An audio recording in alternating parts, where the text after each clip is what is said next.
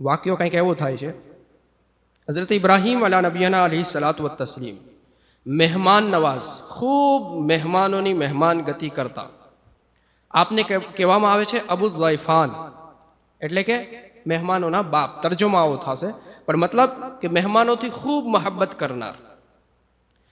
લખવામાં એવું આવે છે કે જ્યાર સુધી કોઈ મહેમાન ન મળે ને હઝરત ઇબ્રાહીમ ખાય નહીં.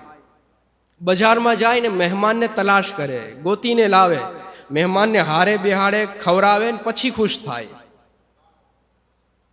એક વખત થયું એવું, અચાનક સમયસર કોઈ મહેમાન આવે તો ઠીક છે, સમય વગર આવે તો, ઘરે આવે તો વાંધો નહીં, રજા લઈને આવે તો સારી વસ્તુ છે, રજા લીધા વગર આવી જાય તો હઝરત ઇબ્રાહીમ અલા નબીના અલૈહિ સલાતુ વ તસ્લીમ સાથે કંઈક આવું જ થાય છે.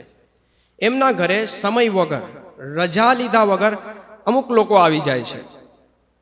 હઝરત ઇબ્રાહીમ અંદરથી ડર જેવું આપને લાગે છે કે યાર આ કેવું, રજાઈ ના લીધી, સમય પણ નથી, કાંઈ વાંધો નહીં, મહેમાન છે ને તો આપણે ખવડાવવું જ છે, ભલે આવી ગયા તો સારી વસ્તુ થઈ. તો આપ એના માટે એક જાનવર ઝબા કરે છે, એકદમ વ્યવસ્થિત તૈયાર કરીને લાવે છે.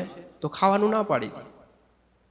એલા ભાઈ, તમે આવ્યા છો તો જમી લ્યો, જમીને જાઓ, મને મજા આવશે. કા નહીં, જમવું નથી.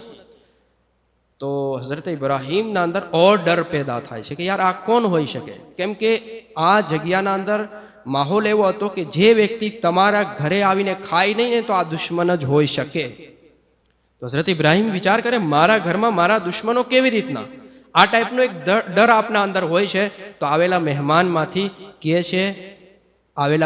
કહે છે કે હું જિબ્રાઈલ છું ને આ મારા સાથે ફરિશ્તાઓની ટીમ છે.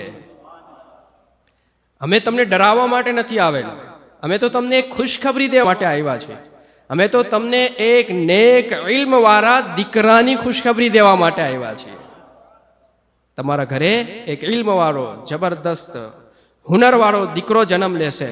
હઝરતે ઇબ્રાહીમ અલા નબીના અલૈહિ સલાતુ વ તસ્લીમને આ ખુશખબરી દે છે. બીજું કહે છે, અમારું બીજું કામ એ છે કે કોમે લૂત ઘણા બધા પાપોના અંદર ફસાયેલી છે અને રબનો ઓર્ડર આવી ગયો છે, અમે એના માટે અઝાબ લઈને આવ્યા છે. કોમ જ્યારે અઝાબમાં ફસાય ત્યારે આવું થાય છે. કોમ પાપોના અંદર વહી જાય, પાપોથી જેને મહબ્બત થવા માંડે, નેકીઓથી નફરત થવા માંડે, ત્યારે અલ્લાહના અઝાબ આવી જતા. આ તો નબીની રહેમત કે આજે આપણે બચેલા છીએ. પણ ગુનાહના ઘણા બધા એવા કામ છે કે આપણે સતત લગાતાર કન્ટિન્યુ કરી છે. માફી માંગો અલ્લાહથી, તોબા કરો, ઇસ્તિગફાર કરો કે આવા કામ આપણાથી ન થવા જોઈએ.